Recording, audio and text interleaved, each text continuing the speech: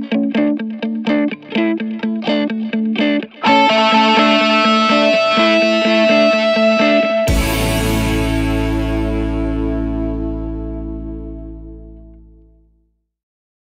में से कितने लोग हैं जिनकी इंग्लिश बहुत अच्छी है, जो पूरे कॉन्फिडेंस से इंग्लिश बोल सकते हैं? सोच लेना, मैं यहाँ पे बिठा करके बुलवाऊंगा, सोच लेना।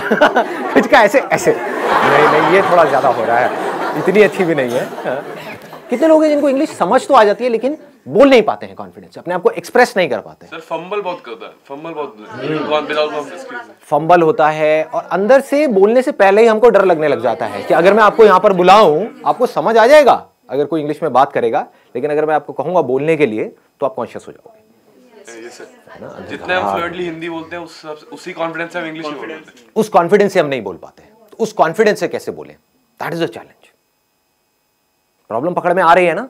मतलब ये सेशन उन लोगों के लिए नहीं है जिनको इंग्लिश समझ ही नहीं आती है, उनको तो पहले स्कूल जाना है, ABCD पढ़नी है, ठीक है ना, बेसिक इंग्लिश सीखनी है। मैं बात कर रहा हूं उन लोगों की जिनको इंग्लिश समझ तो आती है लेकिन बोल नहीं सकते। अगर मैं उनसे पूछूं क्या समझ आया बताओ, इंग्लिश में बताओ, तो वो अटक जाएंगे वहां पर जाकर के। इसके पीछे रीजन क्या है, इस प्रॉब्लम की जड़ क्या है? एक तो है सुपरफिशियल लेवल के कुछ सॉल्यूशंस होते हैं, वो मैं आपको आकर के बताऊं कि देखो अपनी ग्रामर को ऐसे ठीक कर लो, ये कुछ वर्ड्स हैं अगर आप अपनी वोकैबुलरी में ऐड कर लोगे तो आपकी इंग्लिश अच्छी हो जाएगी, इंप्रेशन अच्छा हो जाएगा, व्हाटएवर। बट ये नहीं है प्रॉब्लम की जड़। प्रॉब्लम की जड़ कुछ और ही है। पहले हमको समझना पड़ेगा हम करते क्या हैं। हम कोई कहीं पर कुछ गलती कर रहे हैं और वो गलती कोई डीपली समझता नहीं है कि वो गलती क्या है। अगर वो हमको पकड़ में आ जाए तो हम इस प्रॉब्लम का सोल्यूशन निकाल सकते हैं। वो गलती ये है, आप मुझे बताना मैं सही कह रहा हूँ या गलत कह रहा हूँ। वो गलती ये है कि जब आप हिंदी में बोल रहे होते हो तो हिंदी में ही सोच रहे होते हो, उसको ध्यान से सुनना, और हिंदी में ही बोल रहे होते हो। लेकिन जब इंग्लिश में बोलते हो तो पहले हिंदी में सोचते हो, फिर इंग्लिश में कन्वर्ट करते हो, फिर बोलते हो। यस और नो? ये प्रॉब्लम की जड़ है।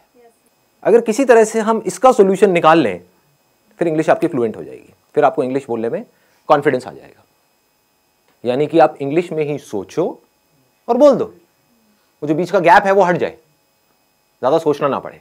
तो अब ऐसा क्यों होता है कि हम हिंदी में सोचते हैं और इंग्लिश में बोलते हैं? हम कन्वर्ट करके क्यों बोल रहे हैं? हम डायरेक्ट क्यों नहीं बोल पा रहे? जबकि वर्ड्स हमको पता है कि इसको ट्री बोलते हैं, इसको बॉटल बोलते हैं, इसको संदीप बोलते हैं, व्हाटएवर इट इज, ठीक है, आपको पता है, लेकिन उसको हमको कन्वर्ट क्यों करना पड़ रहा है? क्या जड़ है? आराम से सोचना, जल्दी में एकदम से बोलना मत, आराम से सोच करके बोलना। बताइए सर। एनवायरनमेंट। एनवायरनमेंट हमारा ऐसा है, हमारी अपब्रिंगिंग ऐसी है कि बचपन से जो हमारी हैबिट है, habit is the right word, कि हमारी हैबिट पड़ी हुई है हिंदी में सोचने की और हिंदी में बोलने की। तो ये सारा आदतों का खेल है। अगर डीपली हम समझ पाएंगे हिंदी हमने कैसे सीखी और उन फंडों को अगर हम यहाँ पर अप्लाई कर पाए तो काम हो जाएगा, मतलब बड़ी आसानी से हो जाएगा। एक है लंबा प्रोसेस कि आप किसी इंस्टीट्यूट में जाओ, वहाँ पर जा करके स्टेप बाय स्टेप सीखो, एक एक करके आपको बताएंगे वर्ब क्या होती है, एडजेक्टिव क्या होता है, नाउन क्या होता है, ये क्या, उसी में आदमी पागल हो जाएगा। एक तो पहले ही वर्ड्स को कन्वर्ट करना पड़ रहा है, साथ में ये भी देखना पड़ रहा है ये नाउन है, एडजेक्टिव है, वर्ब है, मैं सही बोल रहा हूँ गलत बोल रहा हूँ, हो गया ना, और ज्यादा कॉम्प्लिकेटेड हो जाएगा। तो सीख भी सकते होगे तो नहीं सीख पाओगे, अगर सीख भी जाओगे अंदर ही अंदर तो बोल नहीं पाओगे, क्योंकि अंदर और खचड़ पचड़ हो गई। मतलब बेसिकली जैसे पानी है ना, वो बहता है कि मतलब कोई रुकावट ना आए, ऐसे वो बहनी चाहिए, उसको फ्लुएंसी बोलते हैं। तो मैं आप लोगों से पूछता हूँ कि हिंदी हमने कैसे सीखी? अगर हमको ये समझ आएगा तो हम इंग्लिश को भी सीख सकते हैं और बड़ी जल्दी सीख सकते हैं। क्या आपने पढ़ करके सीखी? मतलब जो स्कूल में हिंदी सिखाई तब आपको हिंदी समझ में आई, या उससे पहले ही आप हिंदी सीख चुके थे? हाँ, जब हिंदी में वो चैप्टर शुरू हुए थे स्कूल में, उससे पहले ही आप कई गालियां सीख चुके थे, बहुत कुछ सीख चुके थे, है ना? हाँ, आप आराम से बात कर पाते थे, अपने आप को एक्सप्रेस कर पाते थे, किसी से कुछ मांगना है मांग लेते थे, व्हाटएवर। तो कैसे सीखी हमने हिंदी? इंटरैक्शन करके। लेकिन इंटरैक्शन, हमें तो हिंदी आती ही नहीं, हम इंटरैक्ट कैसे करें? इंटरैक्शन तो तब होता है जब दोनों लोग दोनों तरफ से इंटरैक्ट करें। तो पहले स्टेप में क्या हुआ था? ऑब्जर्वेशन। एब्सोल्युटली। मतलब हम लोगों को ऑब्जर्व करते रहते थे और कॉपी करते थे, इमिटेट। जैसे नकलची बंदर, आपने एक वर्ड सुना होगा, कभी किसी बंदर के सामने जाओगे, ऐसे ऐसे खुजाओगे, उल्टी सीधी हरकतें करोगे, व्हाटएवर, तो बंदर भी वही करने लग जाएगा। तो उस बंदर में और इंसान में ज्यादा फर्क नहीं है, आपको पता है, आप भी पहले बंदर ही थे, राइट? और कुछ लोग तभी बंदर हैं। तो हमने कैसे सीखा? जो भी हरकतें बड़ों को करते हुए देखा उसको कॉपी किया। वो बोल रहे हैं तो हमने भी वो बोलने की कोशिश करी, चाहे टूटा फूटा बोला, जैसा मर्जी बोला, लेकिन बोला। उन्होंने कोई अजीब सी हरकतें कर रहे हैं, गुस्सा कर रहे हैं, तो हम भी गुस्सा करना सीख गए, है कि नहीं? हमें पता है कि ये माँ बाप की आपस में लड़ाई हो रही है, बच्चों की ऑब्जर्वेशन बहुत तगड़ी होती है क्योंकि उनके पास करने के लिए और कुछ होता नहीं है। बैठे बैठे बस देखते रहते हैं, तो बच्चे ऑब्जर्व करते रहते हैं माँ बाप आपस में कैसे लड़ रहे हैं, कैसे माँ लड़ करके अपनी बात मनवा रही है बाप से, तो बच्चा वहां से सीख लेता है। बच्चे को समझ आ जाता है, अच्छा मुझे यही कुछ करना पड़ेगा, ऐसे नहीं मानने वाले, है ना? तो बच्चा टेंट्रम करना सीख जाता है और फिर उसको वो चीज़ मिल जाती है तो फिर अगली बार और टेंट्रम करता है, और ऐसे ही हम सीखते हैं। तो कहने का मतलब है हम हिंदी कैसे सीखे?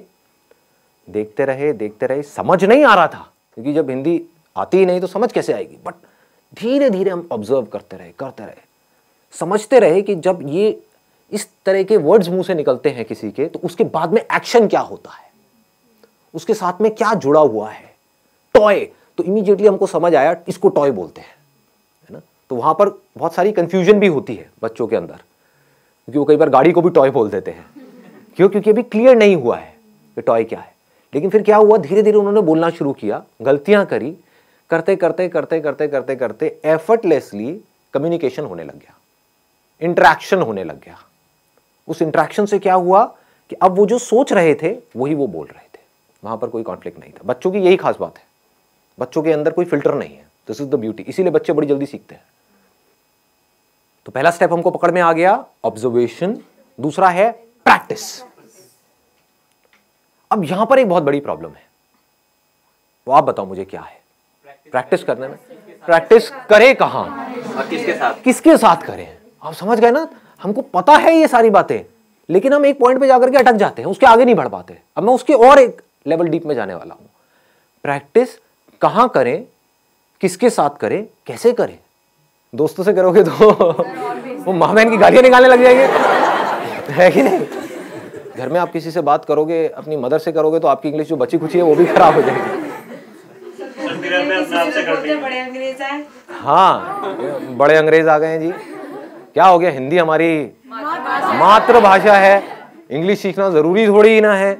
उनको बोलो ठीक है इंग्लिश सीखना जरूरी नहीं है, लेकिन ये जॉब है, वहां पर इंटरव्यू होने वाला है, वो इंग्लिश में होने वाला है। बोलना अपने घर वालों को, अगर कोई बोलता है ना ऐसी कोई तकियानुसी बातें करते हैं कि हमारी हिंदी मातृभाषा है और इंग्लिश सीखना जरूरी नहीं है, तो उनको बोलो ठीक है फिर तो इंटरव्यू भी देना जरूरी नहीं है, नौकरी भी करना जरूरी नहीं है। हाँ, बेचो अपना घर, एफडी कराओ, मजे से रहेंगे। खाना ही तो खाना है, उसके लिए नौकरी क्या करनी है? आपका घर है तो सही, बेच देंगे, एफडी करा देंगे, किराए पे रहेंगे। ठीक है जी, पकड़ में आ रही है बात? प्रैक्टिस कैसे करोगे जी? मैक्सिमम जितना एक डे में बोल सके, नॉर्मल भी कन्वर्सेशन कर। किससे बोलोगे? सब्जी वाले से बोला तो वो गड़बड़ हो जाएगी। टेक दिस तेरी लगाऊं कान के नीचे, तो गाली निकालती है मेरे को। The moment we speak in English to our friends, they say क्यों फॉर्मेलिटी क्यों कर रहे हो भाई? राइट, फॉर्मल क्यों हो रहे हो? फॉर्मेलिटी क्यों कर रहे हो और क्या जरूरत है? मुझे तो इंग्लिश आती है, आती किसी को भी नहीं है। समझ गए ना? समझ आती है, बोलने में कोई भी, सारे पैदल हैं। और कई बार वो हंसते भी हैं। कई बार क्या, हमेशा ही हंसते हैं। अपने गर्लफ्रेंड बॉयफ्रेंड से बोलोगे वो मजा ही नहीं आएगा, वो फीलिंग ही नहीं आएगी ना। हिंदी वर्ड्स में जो फीलिंग है, इश्क, ये वर्ड इंग्लिश में कहाँ मिलेगा? लव में वो मजा थोड़ी है। प्यार, मोहब्बत, सारी फिल्में ऐसी देख देख करके हम बड़े हुए हैं। दिलवाले दुल्हनिया ले जाएंगे, You'll be my bride, you know? इसमें मजा नहीं आएगा, तू मेरी दुल्हन बनेगी। क्या प्रेम रोग? ये पिक्चर देख देख के आप बड़े हुए हो। ओ भाई साहब, सारे प्रेमी बैठे हैं यहाँ पर, है? बड़े बड़े हैं, बढ़िया है जी। बताओ जी, ऑप्शन बताओ। It's a good idea. आप लिख सकते हो, मतलब डेली बेसिस पे अपनी एक डायरी लिख सकते हो कि क्या हुआ आज मेरे साथ में पूरे दिन में। उसमें मज़ा भी आएगा और उस डायरी को जब आप एक साल बाद पढ़ोगे तो अपने ऊपर बड़ी हंसी भी आएगी, क्योंकि उस टाइम पे जब आप लिखना शुरू करोगे तो इंग्लिश बड़ी कमाल की होगी। ये मैं स्कूल में लिखता था, अब मैं बता नहीं सकता उसमें मैं क्या क्या लिखता था, बट अब मैं देखता हूँ तो बहुत हंसी आती है। मतलब कमाल की इंग्लिश होती थी, पता नहीं क्या का क्या मैं बनाता था, क्या क्रिएटिविटी, सारी क्रिएटिविटी उसमें चली जाती थी, है ना। तो this is a good idea कि आप लिख सकते हो अपने जो थॉट्स हैं सुबह से रात तक जो भी कुछ किया है, क्योंकि लिखने के चक्कर में क्या होगा, आपको पहले सोचना पड़ेगा। सोच करके ही तो लिखोगे, बिना सोचे कैसे लिखोगे। तो this is a good idea. और बताओ व्हाट एल्स। सर उनसे बात कर लेते हैं जिनको हिंदी आती नहीं। जिनको हिंदी आती ही नहीं है, कैसे करोगे बात? फेस टू फेस, जैसे चाइनीज हो गए या फिर जो भी जिनको हिंदी आती नहीं है, अफ्रीकन हो गए सर। और ऐसे लोग contact. What's your name? Tell me. Chinese से मत करना भाई साहब, नहीं नहीं। ऐसा कोई तरीका जो फिल्टर ना हो, जैसे अभी डायरी का ऑप्शन दिया, उसमें हम प्रैक्टिस कर रहे हैं, लिख रहे हैं, अपनी डे टू डे लाइफ के बारे में लिख रहे हैं, लेकिन सोच सोच के लिख रहे हैं, वो फिल्टर आ रहा है, वो फिल्टर को कैसे रिमूव करना है, ये कोई तरीका? सोचना फिल्टर नहीं है, क्योंकि अगर अभी आप हिंदी भी बोलोगे तो सोच करके ही बोलोगे, वो बस इतनी जल्दी हो जाता है, हमको एकदम से पता नहीं लगता है। जैसे आप एक मूवी देखते हो तो 1 सेकंड में 25 फ्रेम निकल गए हैं, और हर फ्रेम में मिलियंस ऑफ पिक्सल्स हैं, इतना डेटा एकदम से निकल गया है। हमें लग रहा है 1 सेकंड वीडियो का निकला है, एक सेकंड नहीं निकला है, वो 25 फ्रेम्स है, तेज निकल गए तो हमें लग रहा है स्टिल नहीं है, वीडियो है। ऐसे ही जब आप हिंदी बोलते हो तो ये मत समझो बिना सोचे बोल रहे हो, लेकिन हो क्या रहा है, आपने सोचा और बोला। सोचना प्रॉब्लम नहीं है, क्योंकि बिना सोचे तो आप बोल भी नहीं सकते। हाँ, मैं आपसे पूछता हूं वेदर कैसा है, आप यही बोलोगे वेदर अच्छा है, ना ज्यादा ठंड है ना ज्यादा गर्मी है। ये वर्ड्स कहां से आए? जो आपने एक्सपीरियंस किया, जो फील किया, उसके साथ में कुछ वर्ड जुड़े हुए हैं। वो सारे जो वर्ड जुड़े हुए हैं वो सब हिंदी में जुड़े हुए हैं। तो उस फीलिंग को, उस एक्सपीरियंस को आप फ्लुएंटली एक्सप्रेस कर पा रहे हो, क्योंकि उसके साथ में वो वर्ड्स पड़े हुए हैं। इंग्लिश के भी पड़े हुए हैं, इसको ध्यान से समझना जो चीज मैं बोल रहा हूं। हिंदी के भी पड़े हुए हैं, इंग्लिश के भी पड़े हुए हैं, बट आप हिंदी फ्लुएंटली बोल पा रहे हो, इंग्लिश नहीं बोल पा रहे। क्यों? क्योंकि आप सोचते, अब इसको ध्यान से समझना, क्योंकि आप सोचते ही हिंदी में हो, और आप हिंदी से इंग्लिश में कन्वर्ट करके फिर बोल रहे हो। कुछ ऐसा हो जाए, अगर आप सोचना ही इंग्लिश में शुरू कर दो तो क्या होगा? Problem solve. हैबिट आपकी अभी पड़ी हुई है हिंदी में अंदर सोचने की। सुबह से रात तक आप करते क्या हो? कभी नोट करना, कहीं पर अकेले बैठे हुए हो, कभी पढ़ रहे हो, पढ़ते पढ़ते एकदम से पढ़ाई से ध्यान हटा, बैठ करके कुछ सोच रहे हो, कुछ गड़बड़ हुई घर में, उसके बारे में सोच रहे हो, सोने से पहले कुछ थॉट चल रहे हैं माइंड में। थॉट है क्या अगर बोलना नहीं है तो? कभी ध्यान से अपने थॉट्स को देखना। थॉट्स में अगर वर्ड्स नहीं है तो थॉट भी नहीं है। बिना वर्ड्स के सोच के दिखाओ, किसी ऐसी चीज के बारे में सोच के दिखाओ जिसका कोई वर्ड माइंड में पड़ा ही नहीं है। इम्पॉसिबल। हमें यह लगता है कि बात करना या बोलना मतलब सिर्फ आपसे मैं बोल रहा हूं, आपसे बात कर रहा हूं, इसको बात करना कहते हैं। अजी नहीं, जो हम अपने अंदर सुबह से रात तक बोलते हैं, एक्चुअल में वो बात करना है। अगर अपने अंदर ही अंदर आप इंग्लिश में बोलते रहो, ये आपके हाथ में पूरा कंट्रोल है, या और कुछ नहीं तो शुरू में इंग्लिश और हिंदी को मिक्स कर दो अपने माइंड के अंदर, तो धीरे धीरे आप देखोगे, नहीं भी चाहोगे तो मुंह से वो ही निकल रहा होगा जैसे थॉट चल रहे होंगे। It is called habit. कितना सिंपल है, मतलब समझ गए ना कि अकेले में आप कहीं पर बैठे हो तो बैठ करके सोच रहे हो कि मुझे ये करना है। Think in English. अगर आप अंदर सोचने की प्रैक्टिस नहीं करते और सीधा बोलने की प्रैक्टिस करते हो तो नहीं बोल पाओगे, अटक जाओगे, बार बार गलतियां करोगे, और जितनी गलतियां करोगे उतना ही आपका मजाक उड़ेगा, उतना ही आप कहोगे छोड़ो मेरे को नहीं बोलना। तो इंग्लिश में सोचना है, इंग्लिश के वर्ड्स में सोचना है। ये पूरा कंट्रोल आपके हाथ में है। चाहो तो कर सकते हो, कोई आपको रोक नहीं सकता है, आपको कोई और चाहिए भी नहीं है, अपने अंदर ही अंदर। एंड मोस्ट इंपॉर्टेंट, यहां पे एक सेकेंड ना, in most important, use simple words. यहां पर हम जाकर के फंस जाते हैं। कुछ ज्यादा कॉम्प्लिकेटेड वर्ड्स बनाने की जरूरत नहीं है अपने माइंड में जब आप सोच रहे हो। बड़े आराम से सिंपल वर्ड्स, क्योंकि उसमें क्या होगा, फ्लुएंटली आपकी आदत पड़ जाएगी इस तरह से सोचने की। तो अब एक छोटा सा काम करते हैं यहाँ से, बजाय कल के ऊपर डालने के, आज से और अभी से इसकी प्रैक्टिस करते हैं। आपको जो भी बोलना है या मैं जो भी बोलूँगा इंग्लिश में बोलेंगे। एटलीस्ट कुछ तो प्रैक्टिस होगी ना से तो हाँ है, वैसे आधा घंटे में कुछ होने वाला नहीं है लेकिन at least something is better than nothing. सोच सोच करके नहीं बोलना है, बोल देना है जो भी अंदर से आ रहा है। Sir, what we can do at our home is that we can ask our mother or father that you can give us any topic, any XYZ topic such as dog, water, anything, and we just have to speak for a minute on that topic. Extempore basically. So once a week, even if we do it. And we don't need to use these kind of words like extempore or whatever it is. So now what is going on is, like say we can have a practical demo as in what we need to do and what we don't need to do. And even if you commit some mistakes, it does not make any difference. My English is also not that good, but how does it matter? If there are people who are making fun of you, they are just giving a boost to their own ego. Yes. If you go and speak in English with a foreigner, they will never make fun of you. Yes. Because for them, it's not that important whether what you are saying is right or wrong. What is important is whether they are able to understand, like say, whatever you are trying to express. So sometimes it happens that like our generation is fond of online shoppings, or maybe like if there is a problem in the phone or something like that. So what we can do is instead is that we can call the customer care. There is an option that one is in English, the other is in Hindi. It's a great idea. They'll not judge you according to your voice, and you'll be able to get it that whether they are understanding your English or not. Yeah, and I know that there are some people who talk to these, who call up at these call centers and talk about all the shit stuff. Just for time pass. So now at least you are learning something. I think it's a great idea. Yeah, you can talk to them. Nobody will judge you.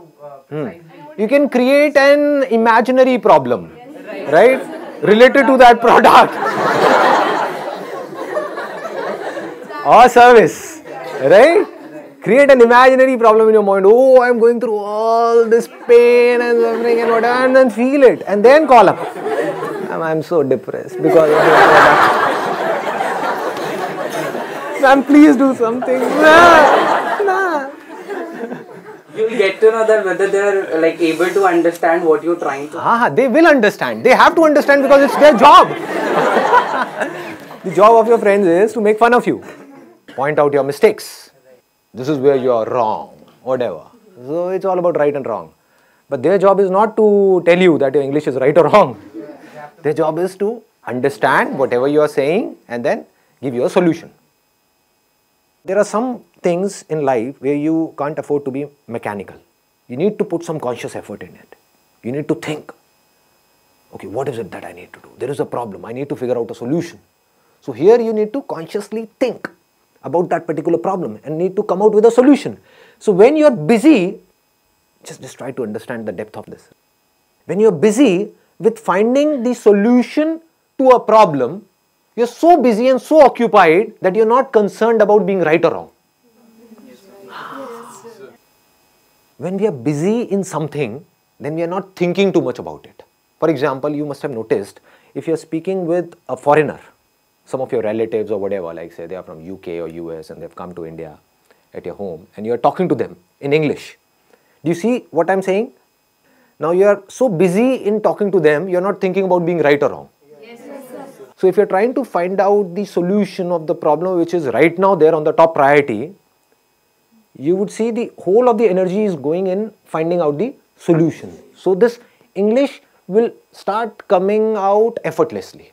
These thoughts, these words in English will start coming out effortlessly because this is what you desperately want and need. This is the power of our mind. I'm going in a different dimension, like say, if your mind has to do something, if you are in a situation, for example, if there is a mother and a child, and the mother says, no, I don't have that much of energy in my body or whatever it is, right?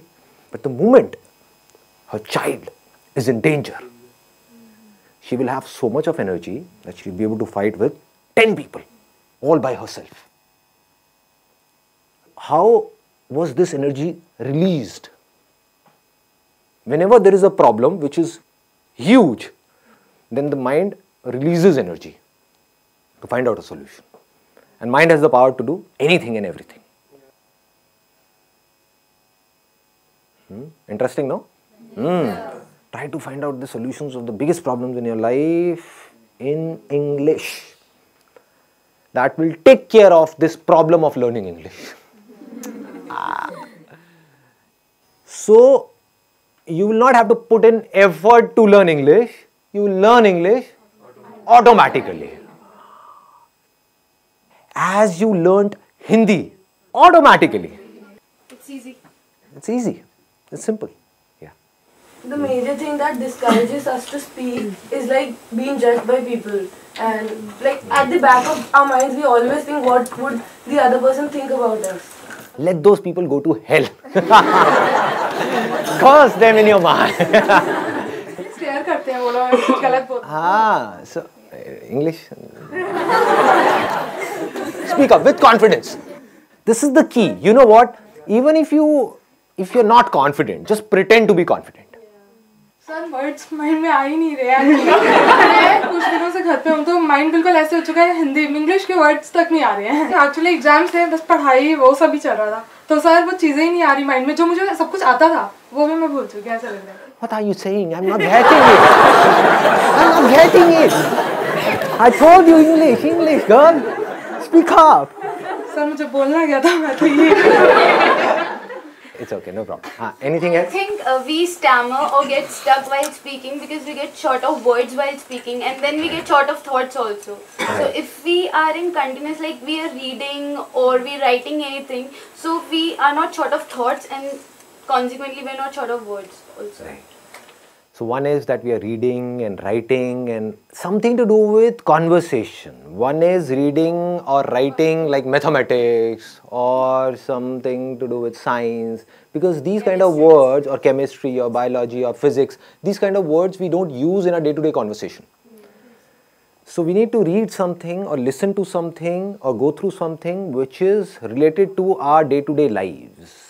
So maybe you can watch Friends. This is one of my favorite, like Breaking Bad. Game of Thrones. I've heard a lot about it, but I don't know what it is. So go for Big Bang. Big Bang Theory. The MD house. I So don't. no limits. In my old age home, these things are not there. So I have tried this thing. I used to think whatever goes on in my life, but what thought comes up is maybe I'm wrong. Whatever I'm thinking is wrong. So how would these things get correct? Like who will correct me? Even if you're wrong, how does it matter? That we need to understand again and again. Initially, whatever we do, we will be wrong. This is the problem because of which most of the people are not able to do what they really want to do, because they want to be right. This is a big trap. When you start doing something, anything for that matter, whether it is business or any kind of work or an art or a skill, what happens is we try to do it and we are not able to do it properly and we give it up. Even if you are wrong, it is not about a life or death situation. It is not Game of Thrones. Nobody is going to kill us or anything of that sort. At max, what can happen is, like, say, somebody will make fun of us. So what is happening is they are smiling, they are laughing. Right, because of us. So is it a problem or is it a good thing? Good thing. It's a good thing. Yeah, right. Because something good is going on because of you. Whether they are laughing on your jokes or whether they are laughing on you, how does it matter? We need to say, okay, no problem, just keep doing it, keep doing it, keep trying, keep trying, keep trying. I think that is a key word. Keep trying, keep trying, keep trying. Even so, Dr. APJ Abdul Kalam has stressed on this thing that no matter what your age is, you should keep learning always. Right. And we need to understand all these things practically, not theoretically. One is theoretically, okay, I understood. Then what? You need to bring it in practice. That's where you need courage. That's the basic difference between a winner and a loser. Losers understand all these things. They would say, okay, I know all these things. Tell me something new. Abhe khachar. What will you do of something new? Huh? Even if you get more and more of new information, so-called new information in your brain, which is as good as dead because you're not using that information to do something, to bring it into action, what will you do with that information? They're just fond of information, which they think is learning, but that is not learning at all. Learning means getting some information and bringing it into practice. That is learning. The moment you bring something in practice, either you will succeed in it or you will fail. So whether you succeed or you fail, you need to let it go and keep on building your practice.